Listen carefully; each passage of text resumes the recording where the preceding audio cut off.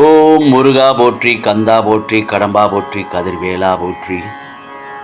என் செல்ல பிள்ளையே, இன்று உனக்கு கிடைக்கப் போகும் திடீர் அதிர்ஷ்டத்தை உன் செவியில் கேட்டு மகிழ்ச்சி அடை என் செல்லமே.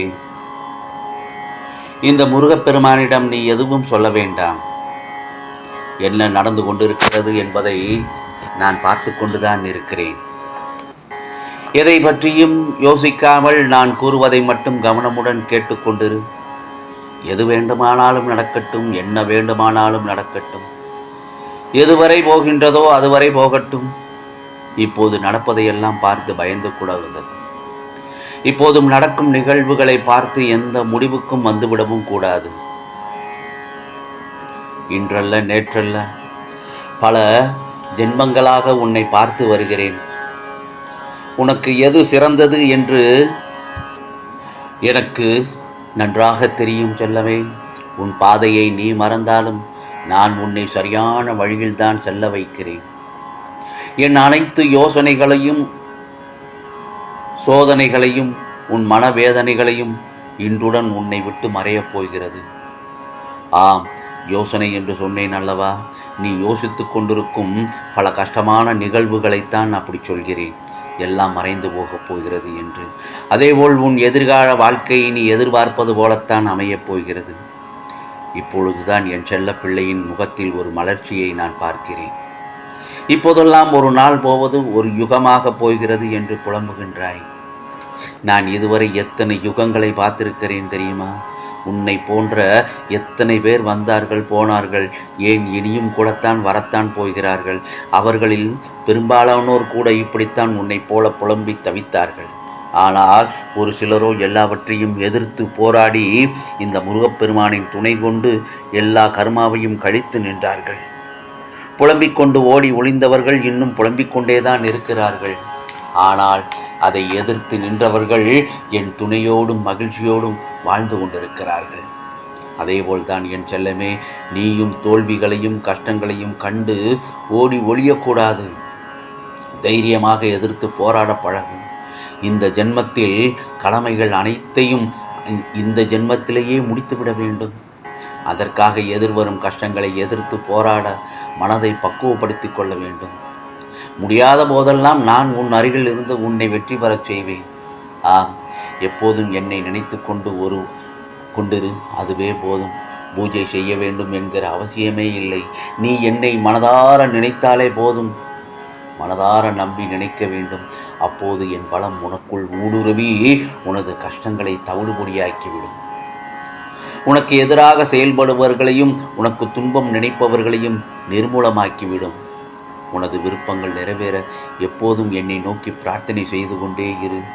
முருகா, முருகா சரணம், கந்தா சரணம், கதிர்வேலா சரணம் என்று என்னை பிரார்த்தனை செய்து கொண்டே இரு. என்னுடைய பிரச்சனைகளை எல்லாம் தீர்த்துவிடு கந்தையா, முருகையா என்று என்னை நினைத்து கொண்டிருப்பவர்களை பிரச்சனையை நான் சீக்கிரமாக முடித்து வைப்பேன்.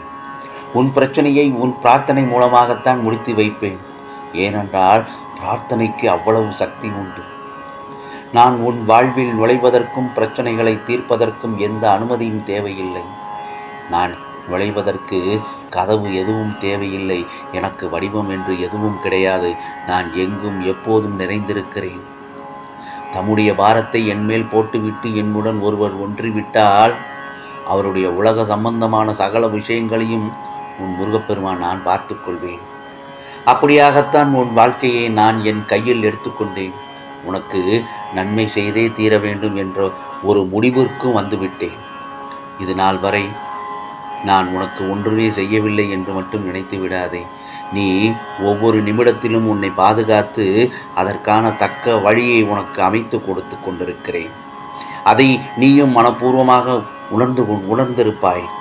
ஏனென்றால் உனக்கான பல பிரச்சனைகள் வரும்போது அதை நீ எதிர்த்து சமாளித்து வந்தாய் அல்லவா? அந்த நேரத்தில் உன் பக்கபலமாக உன் முருகப்பெருமான் நான் தான் இருந்தேன். இது நான் தரும் நம்பகமான ஒரு நல்ல தகவல் தான். இந்த ஆழமான அனுபவத்தை கடந்து கொண்டு இருக்கும்போது முன்னேற்றி செல்லும் மாற்றங்கள் உனது அதிர்வுகளில் நிச்சயமாக தெரியும். ஆகவே இதனை தொடர்ந்து எல்லாம் தலைகீழாக மாறுவது போல் உனக்கு தோன்றும். நிச்சயமாக தோன்றும். இதனை நீ கருணையுடன் ஏற்றுக்கொள். அமைதியாக கடந்துவிடு. ஏனென்றால் நீ சமாளிப்பாய் என்ற எண்ணத்தில்தான் இதை அளித்திருக்கின்றேன். ஆனால் எந்த காரண காரியமும் இல்லாமல் நடக்காதுதானே. இதை நீ சமாளித்து வெளியே வந்தாயானால் உன் வாழ்வில் மிகப்பெரிய மாற்றம் நிகழும். நிச்சயமாக மாற்றம் நிகழும். மிக பெரிய நன்மைகள் உன்னை தேடி வரும். சுபமான நிகழ்வுகளும் மகிழ்ச்சியை இரட்டிப்பாக்கும் சுப நிகழ்ச்சியும் உன் வாழ்வில் நடக்கும். இது முருகப்பெருமானின் சத்திய வாக்கு. ஒவ்வொரு முறையும் உன் முயற்சி தோல்வி அடையும் போது உன் மனம் சோர்ந்து விடுகிறது. இனிமேல் புது முயற்சிகள் எடுப்பதற்கு தயங்கிக் கொண்டும் இருக்க வேண்டாம். இது நடக்குமா அல்லது மீண்டும் தோல்வி அடைந்து விடுவோமா என்று தயங்கிக் கொண்டே இருக்கிறாய். இப்போது நான் சொல்வதை கேட்டுக்கோ. இனி நீ எடுக்கும் எல்லா முயற்சிகளிலும் நிச்சயம் வெற்றி பெறும். எந்த தயக்கமும் இல்லாமல் உன் முயற்சிகளை கையில் எடு. நீ செய்யும் முயற்சிகளை எடுத்துக்கொண்டே இரு. வெற்றி நிச்சயம். நல்லது நடக்கும். உனக்காக உன் முருகப்பெருமான் நான் இருக்கிறேன். இழந்ததையெல்லாம் உனக்காக மீட்டு தரப்போகிறேன். ஆம், இனி மேற்கொண்டு எதையும் நீ இழக்க மாட்டாய்.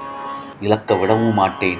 என் மனதை புரிந்து கொள்ள யாரும் இல்லையே என்றும், எனக்கு உதவி செய்ய யார் இருக்கிறார்கள் என்றும், எப்படி இந்த மாதிரியான பிரச்சனைகளை கடந்து வெற்றி பெறப் போகிறேன் என்றும் கண்ணீர் மல்க என் பாதங்களில் விழுந்து அழுது கொண்டிருக்கின்றாய். உனக்கு வேண்டியதை செய்ய உன் முருகப்பெருமான் நான் இருக்கும்போது எதற்காக நீ கலங்குகிறாய்? இதோ தக்க சமயத்தில் உன்னை தேடி வந்து உனக்கு வேண்டியதை தந்து வழி நடத்தி செல்லவேதான் நான் இருக்கிறேன் அல்லவா? நீ விரும்பிய தோற்றத்தில் உன் கண் முன்னே தோன்றுவேன். ஆம், உன்னை பாதுகாத்து வழி நடத்தி செல்வதே என் தலையாய கடமையாகும். எனவே அவசரப்பட்டு எந்த முடிவும் எடுக்காதே. வாழ்க்கையை சிறப்பாக போகும் உன் வாழ்க்கையை தொலைத்து விடாதே. பதறிய காரியம் சிதறி போகும். ஆம், நிதானமும் பொறுமையும் உனக்கு நிச்சயம் தேவை. மீண்டும் உனது கைகள் ஓங்கப் போகிறது. இனி நீ மகிழும்படியான நிகழ்வுகள் மட்டுமே நடக்கும். தனியாக போராடிய உன் கரங்கள் இனி இணையச் செய்யும் காலம் இது. ஆகவே உன் வாழ்வில் பிரம்ம முகூர்த்தம் ஆரம்பமாகப் போகிறது. இனி நீ வேண்டாம் என்றால் கூட உனக்கான நிகழ்வுகள் நல்லதாக நடக்கத் தொடங்கும். வாழ்க்கையில் மங்கள நிகழ்வுகள் நடக்கும் காலகட்டம் இது. கஷ்ட நஷ்டங்கள் என்பது வாழ்வின் ஒரு பகுதிதான். அதை நீ தீர்க்கமாக புரிந்து கொள்ள வேண்டும். ஆகவே வாழ்க்கை கிடையாது, எல்லாவற்றுக்கும் ஒரு முடிவு இருக்கிறது. இப்போது நீ சந்திக்கும் பிரச்சனைகளும் சிக்கல்களும் உன் கஷ்டங்களுக்குமே எல்லாத்துக்கும் ஒரு முடிவு உண்டு. அந்த முடிவு உனக்கு சாதகமாக நீ விரும்பியது போல சுபமாக முடியும். எப்படி நடக்கும், எந்த நேரத்தில் நடக்கும், யார் மூலம் நடக்கும் என்பதை பற்றி எல்லாம் நீ ஆராய வேண்டாம். எந்த நொடியிலும் உனக்கான அற்புதம் நிகழும். கடைசி நேரத்தில் கூட என் அற்புதத்தால் உன் வாழ்க்கை அடியோடு மாறிவிடும்.